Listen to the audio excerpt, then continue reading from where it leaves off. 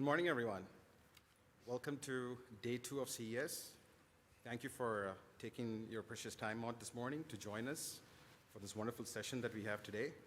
Today's session topic is Smart City CIO versus Public Works, merging physical and digital infrastructure. Maintaining physical infrastructure is a key function of government and represents huge opportunities for modernization and digitalization. As countries around the globe transition to the new normal, governments are investing heavily in infrastructure modernization to jumpstart the economy. Today's session will examine opportunities to improve quality of life and responsive government with new hybrid infrastructure. Let me introduce myself. My name is Renil Paramel. I'm the co-founder and CEO of a company called Strategy of Things. We're an innovation consulting firm based in the Bay Area, focusing on working with cities and municipalities on smart city strategies and smart infrastructure projects.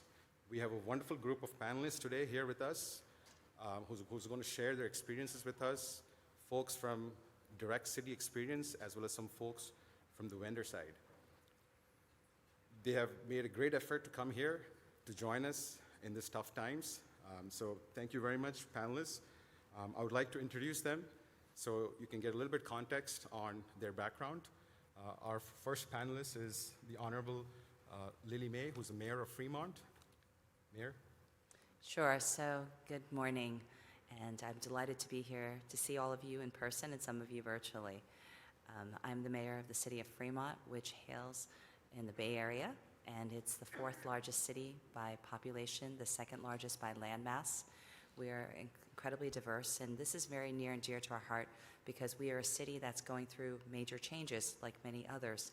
And because we've built some of the infrastructure, we're trying to flex and to address some of the things that are key to our community right now, such as housing, transit-oriented development, and also equity in terms of access. And so that's where I think both our CIO, Public Works, and ourselves, myself as elected official, can play into some of these conversations and to ensure that we're delivering the projects that are needed for the future.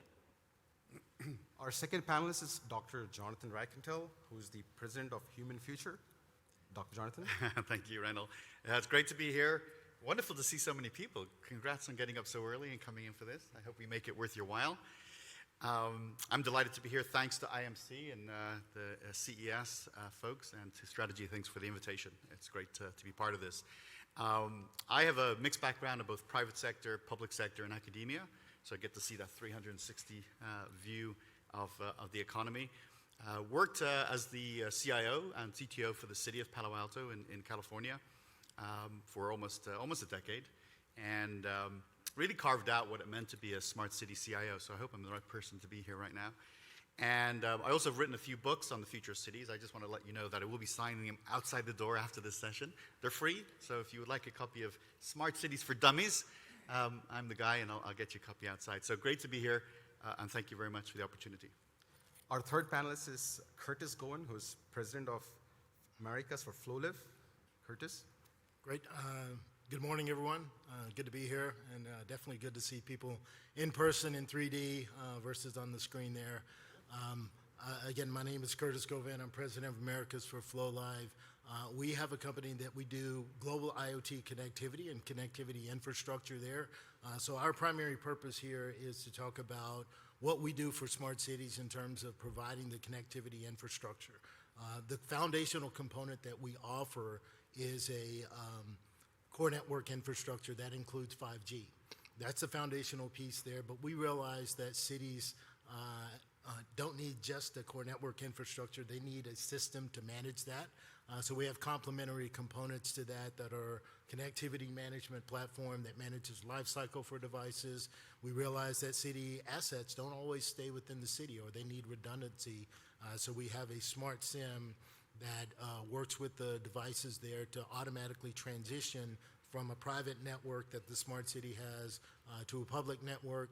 And then we have a BSS, business support system, that is complementary to that because there are many departments, and when you have cost and you want to spread those costs out, you need a system that effectively does that. So what you'll see, I think, from what we provide to companies and to smart cities is a solution that makes it easy for them to deploy the connectivity component that they need for smart cities, which we know it's a foundational piece, right? If you don't have roads, cars don't travel. The digital equivalent there is a connectivity component and wireless, and that's what we provide, and we try to make that as easy as possible. So great to be here.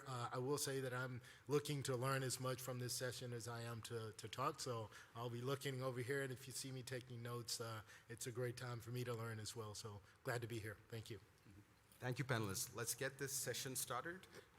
So the format is I have a few good questions that I'm going to ask the panelists here, and then towards the end, I'll try and make sure that there's some time for you folks to ask any questions that you might have. So let's start with the first question. Smart city projects are pretty broad and encompass a lot of things, from digitalization of city processes for increased efficiency to making public services available online for accessibility reasons, to the use of sensors, data, and algorithms to enhance operations. What type of projects have you been involved with over the past 6 to 12 months, and what kind of agencies have initiated these projects for the city? Mayor May? Sure. So one of the projects I'm sure many people face every day is the concern with traffic and congestion. And much like other cities, a lot of that infrastructure hasn't been updated for some time, but it's truly critical for us, not just in terms of efficiency and getting people and goods moved, but also in terms of safety.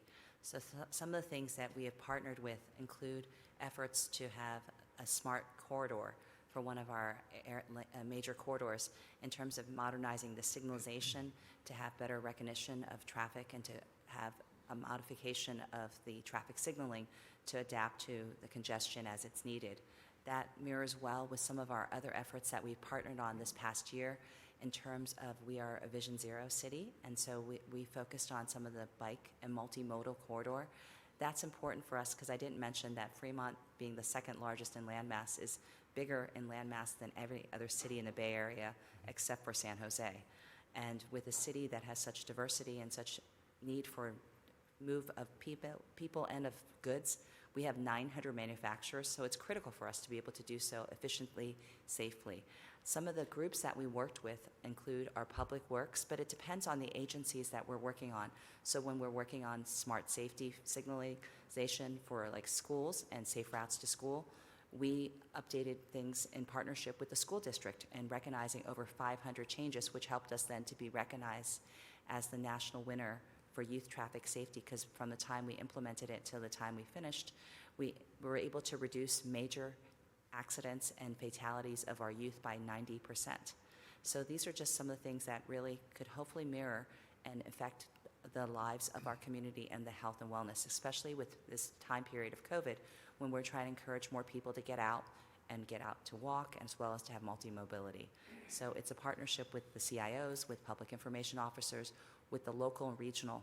And the other thing I would recommend in this time period is working closely right now when you look at the federal and state packages that are coming out for infrastructure, and for us to be able to be ready with presentation of studies that are shovel-ready or ready for environmental impact studies so that we can secure other funding that will make us more competitive for future projects. Dr. Jonathan, you've been working with a lot of clients internationally as well as within the US. What are some of the differences that you're seeing in terms of the smart city projects that they're approaching? Yeah, so actually I just wanted to kind of even take it up a level just briefly, just to talk about the demand, the need, right? Certainly this is not a US phenomenon, I think people know that, but it's worth stating that. This is an international, global issue. Cities are global. You know, the 21st century is going to be the century of cities. They have been remarkably successful, you know, over the course of the three industrial revolutions and now a fourth industrial revolution. But we have some challenges, right? And Mayor May here, May has described a few of the things that she's tackling in her city as demonstrative of the type of things that we have to tackle. Things like transportation, right? This is not abstract. You know, you probably experienced it coming here this morning or coming to CES or when you were driving to your office. Energy, you know, sustainability. If we're going to save the planet, we're going to do it in our cities, right? And then the digitalization of society. These are all things that are magnified in an urban context. So really, it's a global challenge. It's being experienced in cities from you know, Southeast Asia through Africa, Europe, of course, the United States, and beyond. In some ways, in fact, some of the emerging economies are more ambitious than what we see here in North America. Part of that is because they're building an awful lot of new infrastructure as opposed to re-engineering existing infrastructure. That's a big piece of the sort of dimension of this. I also think the ambition is out there. There's significant ambition. You see greenfield cities, so we have countries, so many countries in the world that are building brand new cities from scratch. Neom in the north west of Saudi Arabia is an area of 25,000 square miles, currently sort of desert and coastline. And there's a brand new city being built there. The kingdom is committing $500 billion to build this thing, about 500 billion, in other words. And so rethinking, what it means to build dense human settlements. One of the first projects is the Line, right, which is not your typical sort of, kind of central sort of spreading conurbation, but more of a long 100-mile or so urban settlement. No cars, by the way.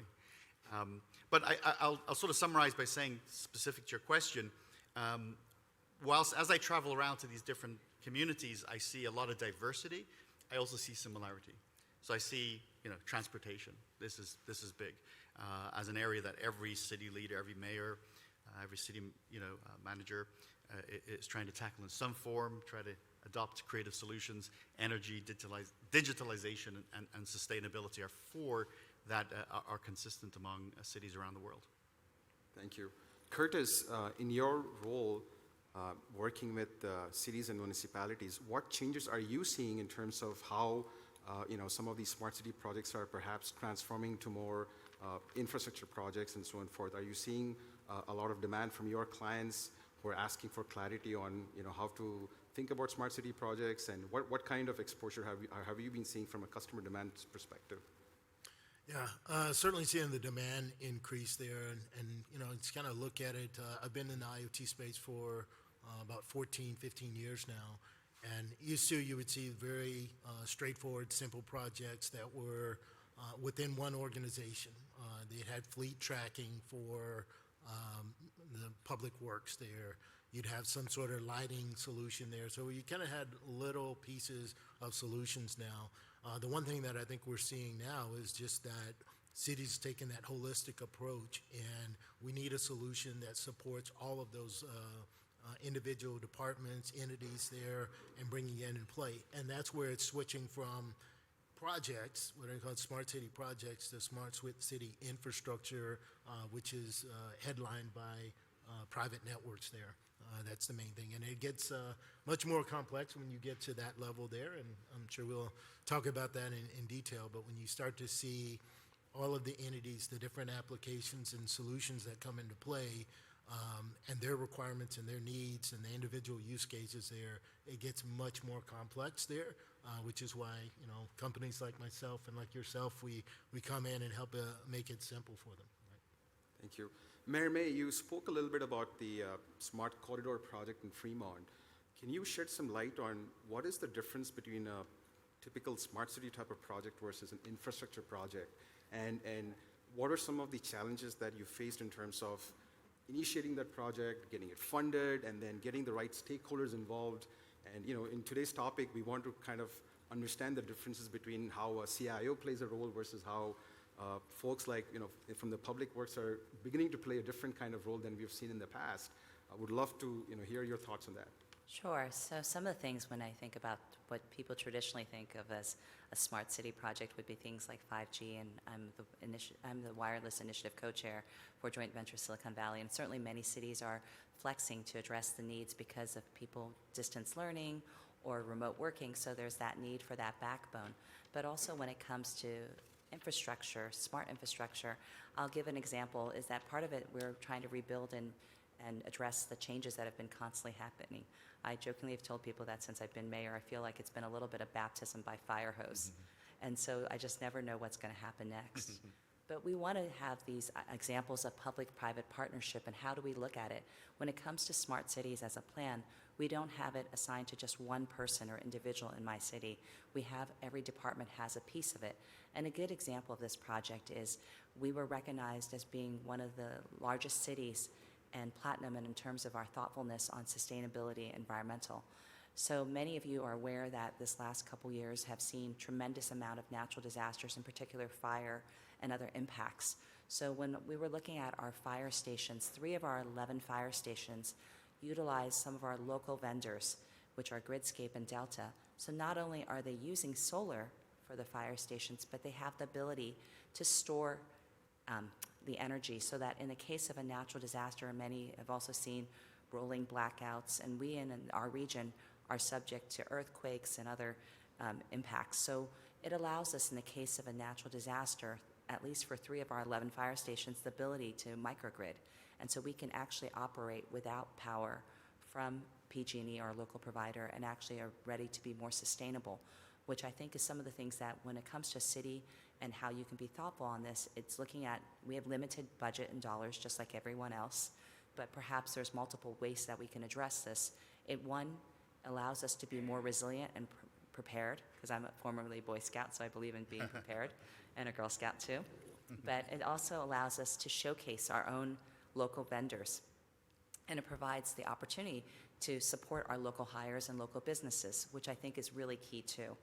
It's a partnership that we also worked on in securing grants from the state, from the Energy Commission, and so it brings multiple players together. In my former life, I didn't mention, I was also in technology. I was with the PC manufacturer. I was the worldwide sales controller for 3Com Corporation many, many moons ago. And I've served on school board, city council, mayor, and maybe also serving in the future in the state level.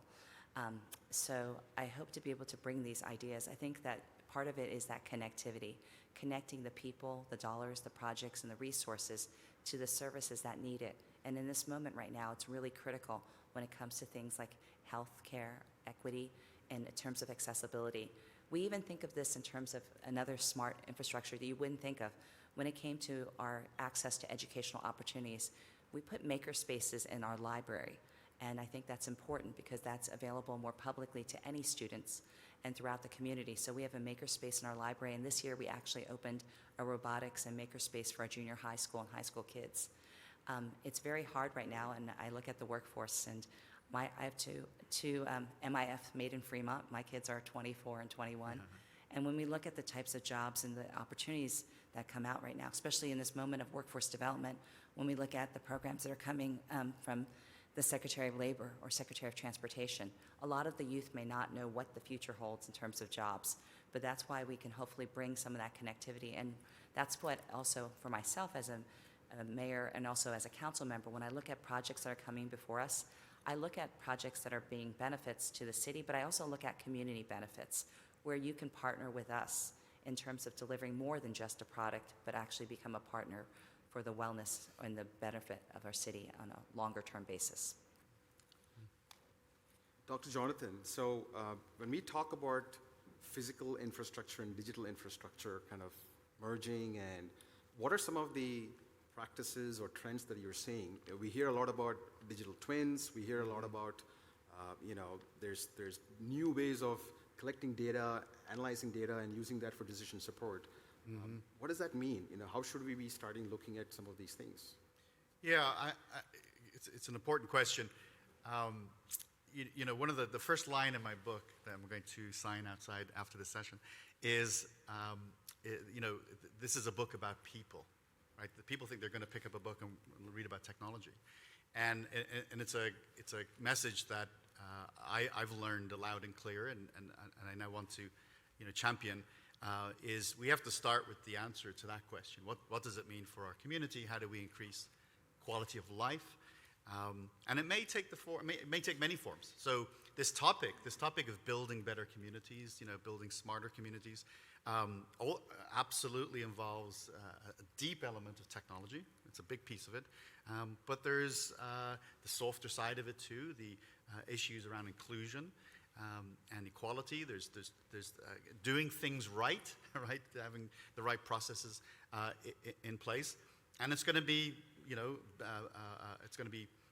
bits, and it's also going to be atoms, all right? So the digital and the physical. So we can't do the work of, say, modernizing the infrastructure at the cost of not having the digital infrastructure in place. They go increasingly hand in hand. And for many people, by the way, the good experience they're going to have with their community is going to be probably through their smartphone a lot of the times. All right. What I would say is, as we look at communities, and especially those that are beginning this journey, which is, by the way, the bulk of them, we're at the beginning of the smart city or the future city movement. We need to we need to have a good digital infrastructure. COVID taught us that. You've got to have good internet, got to have good fast internet, good reliable internet. It's got to be where people are. It's the physical, it's the wireless. So we need to make more and more investments in that, because once you have that digital infrastructure in place, now you have the base for the layering of new value that you can put on top of it. So clearly, at an event like this, we can talk a lot about digital and the data components. But I did want to kind of, just for expanding people's minds around this topic, I'm often asked, what technology am I most excited about in the smart city movement? And again, there's an anticipation. I'm going to maybe say something like blockchain, right, or crypto or something. Actually, I think bicycles may be the most important new technology of the 21st century. Now, of course, I say that tongue-in-cheek, but think about the impact of adopting a bicycle infrastructure, right, in terms of just the environment, the convenience, the health benefits, what it means to quieter, more beautiful streets. So one of the great sets of projects you see across Europe and even, of course, here in North America and around the world is communities super focusing on bicycle infrastructure and requiring some investment, but it begins to change, the nature of the community. Last point, if we're going to build really good bicycle paths, right, in the right places and have the attendant roads and traffic signal systems, we need good data.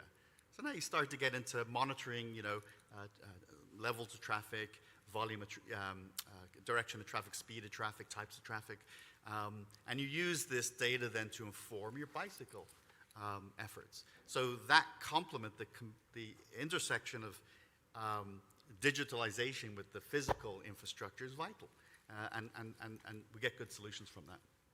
So that's a great segue into a question for you, Mayor May. Sure. I noticed in Fremont over the last 2 years, a lot of bicycle lanes were added, and there's a little bit of angst among the folks who are driving their cars, saying, "Hey, you've narrowed our path here, and Yes. we don't see a lot of people riding bicycles." What was the thought behind that? How's the experience been so far? And I think it aligns very well with what you're saying, Dr. Jonathan. Well, I think that certainly whenever you have change, and especially it depends on many communities, I think, are still dependent on roadways and cars, and we absolutely want to facilitate that. But we also recognize during this period, we updated our bike pedestrian master plan, and I personally visited every one of the cycling shops in our city. Mm-hmm. And if anything, there's a lack of inventory because there's such a high demand. Right. And so they can't even keep the bikes in stocks. So in addition to our regular bikes, we also have in our city manufactured e-bikes too. And so we're seeing different opportunities. But I think what you're going to see, and hopefully in leadership, whether it's at state, federal, or other levels, is some thoughtfulness on trying to approach things from a different perspective and not just doing everything, I think, by the norm and being pioneers in some of that. Some of the projects that I'm really proud of in the city of Fremont that we've been able to pilot include, some of you may be familiar, we did our Tesla patrol cars for our police, so it's a working car, and we've actually done 2 different rounds. One, which we piloted to receive the efficiency for maintenance, but second, to see that, we realized when people were fully geared to get in and out of the car, that didn't work, so we modified to a different vehicle. We also had piloted Pony AI was one of our vendors, and they have autonomous taxis. And in the beginning, we were piloting it to pick up our employees from the train station and bring them to our city hall, which is a very short jaunt. But because of the pandemic and the fact that our city hall and people moved to remote working, we didn't stop the pilot, but we pivoted in terms of what we were offering. So we instead had the Pony AIs go and pick up food from our senior center and deliver it to some of our seniors and to some of our homeless. So it's not that we stop our opportunities, but we have to be flexible and to move with the changes that are needed. That's why some of the things that we're looking at right now, when I look at the opportunities, we also, as a city, have the most EV chargers, not surprisingly, for any city, I guess, in zip code, in terms of drivership. And it's not just Tesla, it's also Leaf, it's so many other areas. I think that if you want to have that type of infrastructure, you need to build it. So we have companies that manufacture. We have Delta Electronics, their headquarters is LEED Platinum. I jokingly tell people that our BART station is LEED Silver, and how green is the city of Fremont? Even our nuns are green. And I mean that our Dominican sisters, when they built their facility, they had thoughtfulness in terms of rain catching and solar over their parking. So if we're going to really implement it, it's a thoughtfulness and a transformation. And we include our youth in that. We have a club called Fierce, and they focused on environmental friendly things like compostable methods, awareness of things like during the holidays, even I put out messaging to tell people how to recycle their trees. And then in terms of the next generation, we also have a young lady in my city who I'm very proud of, who's been focused on Gray Water Project. And she was featured most recently on Good Morning America. But I've known her since she was in elementary school. And so because of my opportunity to be with our youth, it's these opportunities where we, especially with young women, I love the Introduce a Girl to Engineering Day, that we focus on these manufacturing day internships and apprenticeship programs. In a non-pandemic year, we have about 35 to 40 interns in our city. And these types of inclusionary opportunities are critical if we want to build the workforce. The last thing I'd share is when it comes to reimagining infrastructure, we had a program for workforce development called ELF last winter. It was Earn and Learn Fremont. We took 21 individuals who had lost their jobs or had been impacted because of COVID, and we had them in manufacturing jobs that were about $18 per hour. But at the same time, it's not just about giving someone a job, it's about giving people skills. So we partnered with Ohlone College and got them smart manufacturing certificated programs. So at the end of the program, they were able to secure jobs between $25 and $27 per hour. So it really changes the pathway of individuals and it upskills them. And it also helps us to provide one of the things that I read about yesterday in the news, which I think many have heard about, is the Great Resignation. But how do you connect people now with the changing environment, with the new technology and the skills that they need to be higher, and also to have livable wages and to provide that accessibility equitably across your community so that ensuring people have access is definitely a challenge too. So I think when it comes to smart infrastructure, it's the physical, the public works. We have a bike ped bridge that we're building from our BART, so it allows people connectivity to the manufacturers, and it does exactly that, encourages bike and cycling and less parking. So that's, some of the things that we can work on as projects. A follow-up question to that. So anytime you start thinking about an infrastructure project, you want to get input from the community and the residents because, these projects take multiple months, perhaps years. It's disrupting some of their, regular pathway and so on and forth. What are some of the strategies that, cities are using to kind of proactively engage communities as well as kind of, keep them up to date on what's going on? Would love to hear, all of your input on the different projects that you've been working on. Jonathan or Curtis? Yeah, happy to start. I mentioned earlier, in the early days, it was very small projects there. We'd go into a room and there would be maybe 6 people, total meeting. When we look at mobile private network projects, and they're everywhere, it's like literally you think you're at a town hall, city hall meeting there with a room full of people. And the added piece there that I've seen cities do successfully is bring in community groups that are hearing about the technology ahead of time. Because at the end of the day, they are the customer. They are the end customer that we're providing the service for. So you get a lot of really good feedback from them. So having those panel discussions where you're bringing in community feedback there is really critical to the overall project.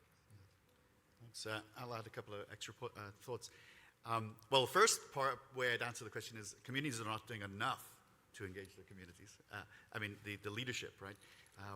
With the exception, of course, of the city of Fremont, doing exceptional things. But communities need to do a much better job of engaging all types of voices. So let's be sober about it. We're not doing a great job. We can get better. Cities are doing neat things. You do the physical meetings, they have people come to City Hall. We got Zoom now and other technologies. Social media, social channels help. So there's a lot of that. But I wanted to instead tell a little story real quick.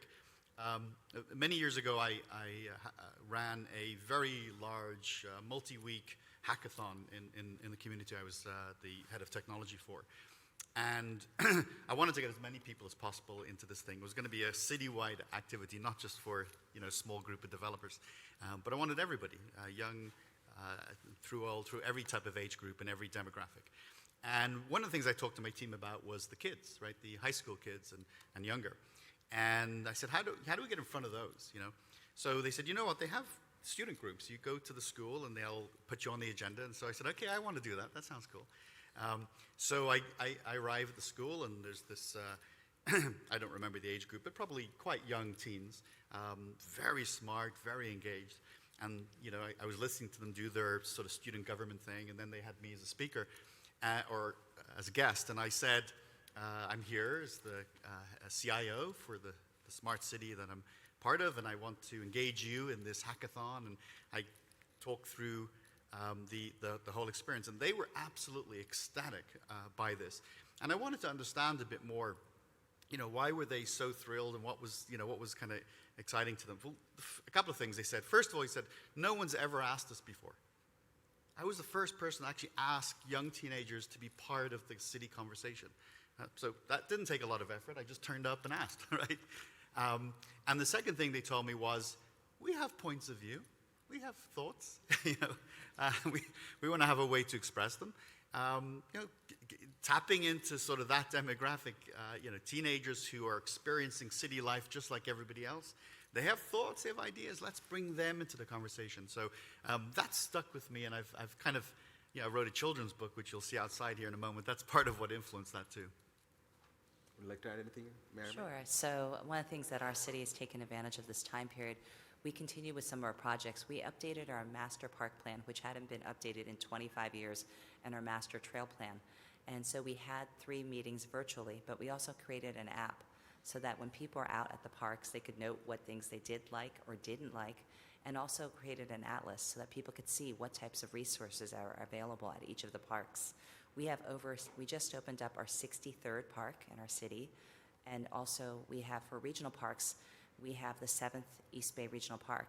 And it's important for us. We have the first campground, so it connects a wildlife bird refuge to a traditional Coyote Hills outdoor park. But it also creates a unique opportunity. We have camping, and eventually it has an outdoor amphitheater, and we'll even have glamping. But when it comes to having people provide responsiveness and engagement, one of the key areas right now that so many cities are struggling with is housing and providing accessibility. We are one of the few cities that probably met our RENA numbers, which are our housing allocation for a time period. But encouraging people to have access, and one of those areas right now some cities are doing is accessory dwelling units, so ADUs, because some of the families are using their land to be able to provide additional housing or additional structure.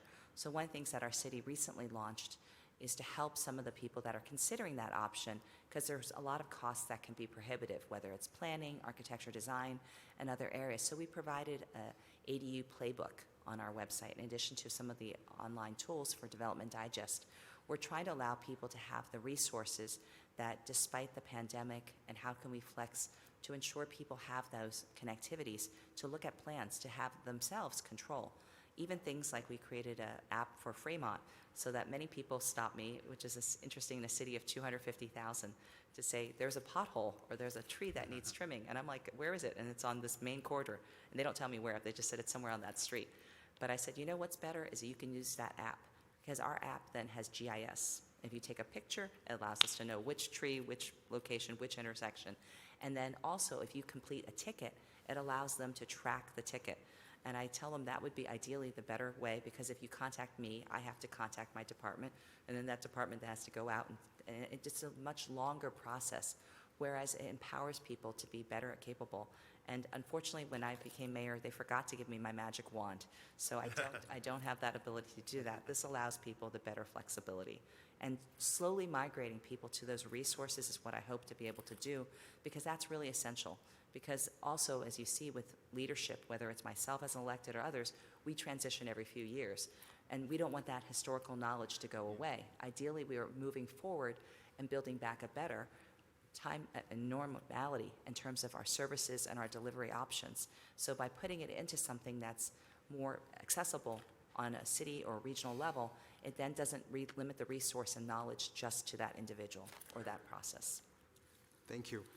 We have time for maybe a few more questions from the audience. If anyone is interested, please come to the mic and ask your questions. Good morning. Thank Hi, you good for morning. for the time this morning. I was interested in what type of metrics are you using to help see that your smart innovations are having impact, and what type of feedback are you receiving from the community to make sure that you're on track? Would you like to? Either way. I'll quickly mention one or two. Very important point. Got to have metrics. You know, got to have the measurements. And in fact, many of those should be decided up front before you even start to do a lot of the tech and a lot of the work we do. You know, as a sort of a tongue-in-cheek answer, one of the answers is less complaints, right? Less issues, right? That's one metric. One thing you very quickly recognize when you work in a government or in a city is people aren't shy to tell you what they feel, right? You know, they will tell you, whether you're in the supermarket or, you know, walking along the street, people will approach you and tell you exactly how they feel. So you can get sentiment pretty quickly just through social engagement. And there's some tools around sentiment too. I mean, the other measurement, of course, is who gets elected, right? You know, that's the way we give feedback a lot too. And if a elected official like Mayor May is successful as she has been, she gets reelected and reelected.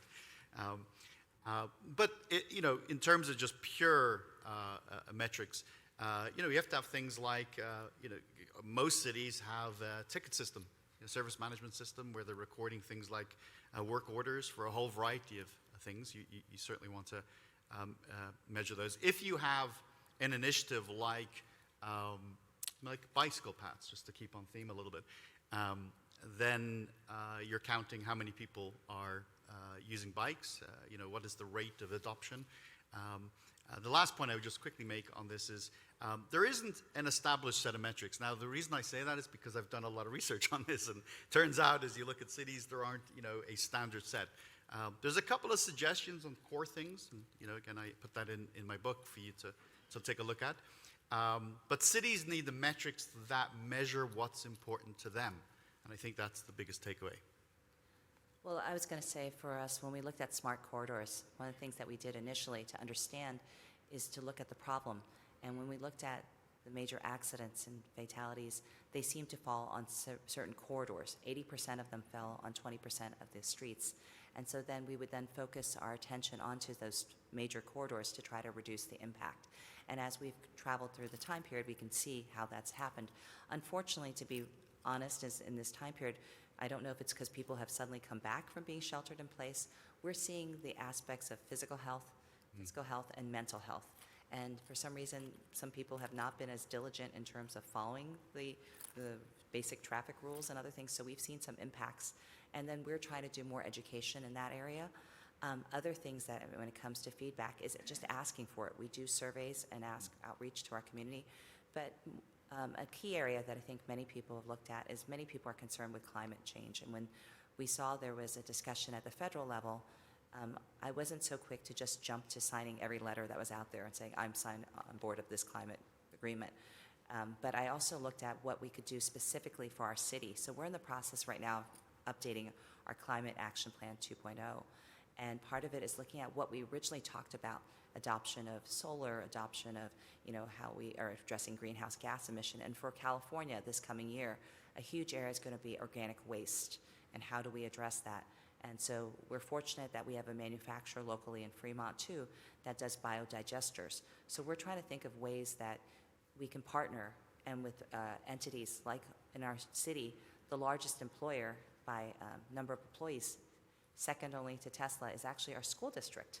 And when we talk about engaging our students and youth, many years ago, I was really impressed to see one of our youth, this is when he was in elementary school, he's now a young college student, he was able to reduce the trash and waste at his elementary school lunch from 3 large bins to down to 2. And how was he able to do that? Was implementing things like pouring milk to recycle it, having stackable cardboard trays, having composting, and having a process that engaged the students. And the students themselves took pride in making that change. Things like when we talk about solar or that adoption, it can also be just beyond the physical infrastructure. It can be educational opportunity to encourage the students to understand how can they make a difference on their own environment. So many times, I think right now, when I talk to millennials, it's not about making a dollar profit. And I know yesterday we talked about this, about doing good and doing well at the same time. There's no reason that it has to be totally isolated. And so if we're able to encourage people, our youth and other next generations, I think everybody wants to give back and make a difference. I didn't mention an example also right now. We have the largest Afghan population outside of Afghanistan. We are the 6th largest Asian city, and we have a large East Asian, Indian, and Chinese population. But because we are so many families, 50% have 1 or 2 members of their family being immigrants, we recognize the need for helping. And so we created an Afghan Refugee Help Fund. And in this period, we've raised over $425,000. But getting the money is one thing, then getting it out to the people in the community and understanding how we can deliver the care. So that's where we encourage and work with other entities and community-based organizations. So in a city, when we talk about being smart, it's not just the physical infrastructure. I tell people jokingly that we updated our lights many years ago and to LED lights in 90-some square miles. And so I said the city didn't just get brighter because of the people. We got brighter also because of the lights. But that light also helps us on traffic, helps us on bike, helps us on pedestrian and wellness. We probably didn't know back then when we made that adoption how it would really shape our city. And you can, if you're interested, it's actually out there on YouTube. There's a video that shows before and after the same corridors and what a difference it makes. Thank you so much. I think we're up for time here. I want to thank the panelists for a wonderful session. Thank you for flying down here and sharing your experience with us and audience. Thank you for coming early here and listening to us. It's been a wonderful session, and have a great day. Great, thank you.